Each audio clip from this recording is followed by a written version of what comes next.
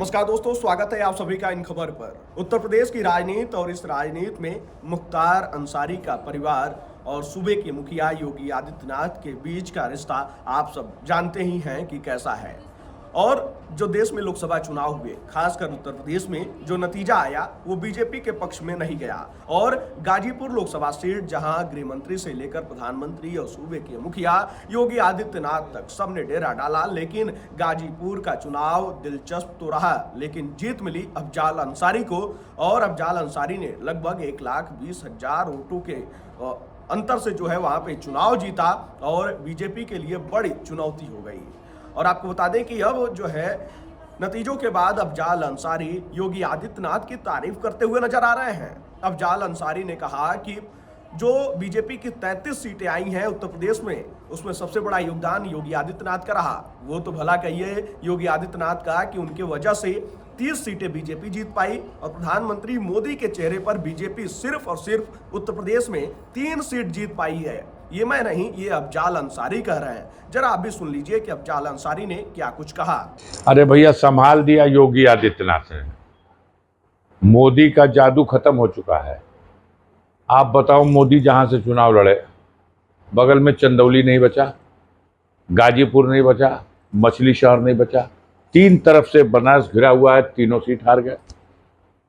और मीडिया हमारा कहता था कि मोदी जब लड़ते हैं तो उनकी हवा जो है पूरे पूर्वांचल में और उसके बाद बिहार में और बंगाल तक चली जाती है।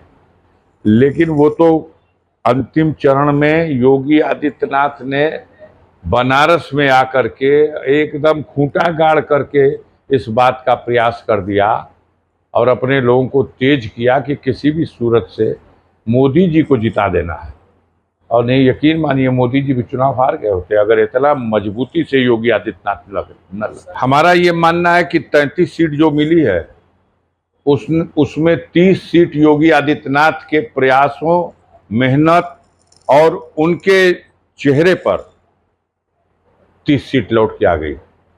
3 सीट होगी जो भारतीय जनता पार्टी, उनका समीकरण या मोदी जी के चेहरे पे आई होगी। तो सुना आपने कि अफजाल अंसारी ने क्या कुछ कहा और किस तरीके से प्रधानमंत्री मोदी को टारगेट करते हुए नजर आ रहे हैं। वहीं वाराणसी की जीत पर कह रहे हैं कि वो जीत भी योगी आदित्यनाथ की वजह से मिली है, क्योंकि योगी आदित्यनाथ आखिरी समय में वाराणसी में ही डेरा डाले रह गए थे और काशी का जो नतीजा रहा इस वजह से परिवर्तित हो गया। और वहीं उन्होंने कहा कि आप लोग कहते हैं कि मोदी का प्रभाव जहां जाते हैं वहां के आसपास के सीटों सहित अलग अलग राज्यों पे पड़ने लगता है। आप ही लोग कहते हैं कि वाराणसी में अगर वो आते हैं तो फिर अगल बगल की सीट पूर्वांचल पर असर और उधर बिहार पर असर, उधर पश्चिम बंगाल तक असर जाता है। मुझे तो कहीं कोई असर नहीं दिखा।